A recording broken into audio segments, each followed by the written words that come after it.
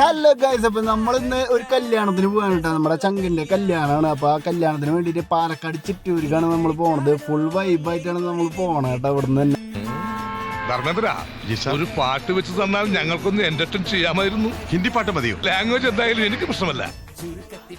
നമ്മളെ മണ്ഡപത്തിലേക്ക് എത്തിയേക്കണ്. ഷാർപ്പ് ടൈമിന് തന്നെയാണ് നമ്മളിവിടെ എത്തിയത്. ആദ്യം തന്നെ വെൽക്കം ഡ്രിങ്ക് ആണ് കേട്ടോ. അപ്പൊ അത് 2 ടൈപ്പ് ഉണ്ടായിരുന്നു. അത് കുടിച്ച് നേരെ ഉള്ളിലേക്ക് കയറി.